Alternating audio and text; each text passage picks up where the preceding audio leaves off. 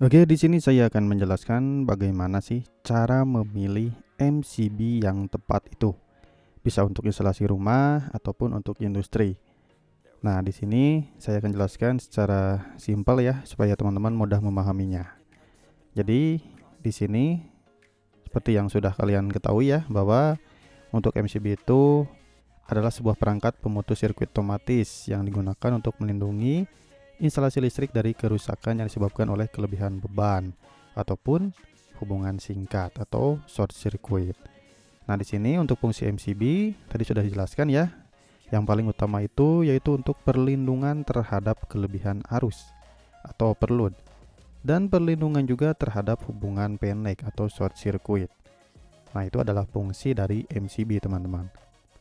Nah, di sini faktor apa sih yang harus diperhatikan saat memilih MCB itu supaya teman-teman itu tidak salah dalam pemilihan MCB? Yang pertama, ada dari kapasitas arusnya, lalu ada dari tegangan kerjanya, dan merek dan sertifikasi, lalu karakteristik dan pemutusannya, lalu jumlah kutubnya, dan bisa konsultasi dengan para ahli. Nah, ini faktor-faktor yang harus teman-teman perhatikan. Nah, untuk yang pertama yaitu kapasitas arus. Nah, jadi di sini kapasitas arus itu teman-teman bisa menyesuaikan MCB dengan kapasitas arus yang diperlukan oleh rangkaian. Jadi teman-teman harus menghitung dulu dayanya berapa, lalu nanti teman-teman bisa menentukan MCB yang berapa ampere akan teman-teman pasang. Jangan ngasal pasang. Yang kedua yaitu MCB harus dapat menahan arus beban normal dan memutus arus saat terjadi kelebihan. Nah, seperti yang sudah tadi saya jelaskan, jadi bebannya itu tidak boleh asal-asalan. Jadi teman-teman harus menghitung bebannya berapa dulu, lalu nanti bisa dihitung untuk kapasitas arus si MCB tersebut. Yang kedua yaitu karakteristik pemutusannya. Jadi teman-teman di sini ada beberapa tipe untuk MCB ya. Saya sudah jelaskan di video sebelumnya. Jika teman-teman masih belum paham, silahkan cek linknya ada di atas ini ya tentang karakteristik MCB. Jadi MCB itu ada tipe B, ada tipe CL, C, dan D. Jadi biasanya yang tipe B atau CL ini bisa untuk aplikasi rumah tangga atau beban resistif. Yang tipe C juga bisa untuk rumah tangga atau komersial atau industri. Dan tipe D biasanya untuk arus star yang tinggi seperti motor-motor listrik. Tetapi yang sering kita jumpai yaitu tipe C dan CL saja ya, jarang yang tipe B atau D. Nah, untuk yang rumah itu biasanya teman-teman memakai tipe CL. Yang tipe CL ini biasanya dipasang di kWh meter atau sering dipasang oleh PLN. Dan tipe C ini pun juga sering dipasang di instalasi rumah, tetapi biasanya di dalam rumahnya. Nah, jadi jika teman-teman ingin memasang di instalasi rumah, silahkan pilih C atau CL. Ataupun jika teman-teman ada yang tipe B, silahkan pilih yang tipe B. Ataupun yang untuk industri bisa teman-teman pilih yang tipe D. Seperti itu teman-teman. Untuk selanjutnya di sini jumlah kutubnya. Nah, jangan sampai salah teman-teman. Di rumah itu biasanya kita memakai yang fase tunggal atau yang satu fasa. Bisa juga yang menggunakan 2P atau 2 pol atau fase tunggal dan netral. Seperti yang di pinggir ini adalah yang 2P. Bisa teman-teman memakai yang satu fasa ataupun yang 2P, 2 pol, satu fasa dan netralnya. Untuk yang 3 fasa tadi sudah saya tampilkan ya. Untuk yang khusus RST 3 fasa biasanya untuk motor-motor listrik. Untuk yang 4P maksudnya 4P bisa untuk yang 3 fase dengan netral.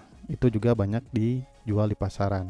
Terserah teman-teman mau pemilihan jumlah kutubnya yang berapa, yang penting sesuai dengan instalasi rumah ataupun dengan industri-industri. Selanjutnya tegangan kerjanya. Nah, di sini teman-teman harus pastikan MCB sesuai dengan tegangan kerja sistem listrik. Misalnya 230 volt untuk satu fasa ataupun 400 volt untuk sistem 3 fasa.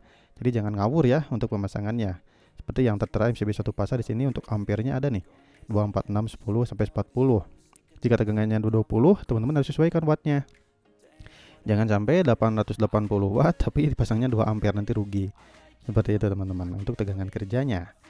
Nah, untuk mereknya nih, ini paling utama nih. Biasanya mereknya jangan yang KW-KW-an, harus yang bersertifikasi dan harus yang terpercaya. Pilih MCB dari merek terpercaya yang sudah memiliki sertifikasi standar ataupun hindari MCB murahan yang tidak memiliki sertifikasi. Contohnya yang KW-KW-an ya, banyak ya sekarang yang tersebar di toko-toko online ataupun di toko listrik yang KW-KW-an, yang asal pasang gitu. Ya, pastinya kalau yang sudah sertifikasi merek ini. Bukan untuk pamer ya, tetapi ini memang sudah teruji untuk kapasitas dari MCB-nya. Sudah bagus lah, sudah dijamin mantap. Mantap gitu teman-teman.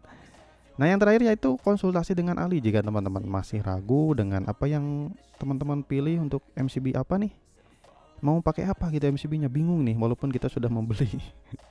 Ya teman-teman, saya harap konsultasikan dengan para ahli ya, supaya teman-teman itu tidak salah untuk pemasangan MCB-nya.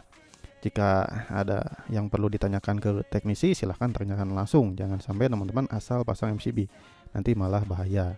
Kayak gitu teman-teman. Nah jadi seperti itu teman-teman untuk cara pemilihan MCB yang tepat ini. Mudah-mudahan bermanfaat dengan apa yang saya sampaikan. Jika teman-teman ingin PowerPoint-nya yang ada di sini, silahkan sedot saja, linknya ada di deskripsi ataupun di komentar yang sudah saya pin, supaya teman-teman bisa belajar dengan PowerPoint ini.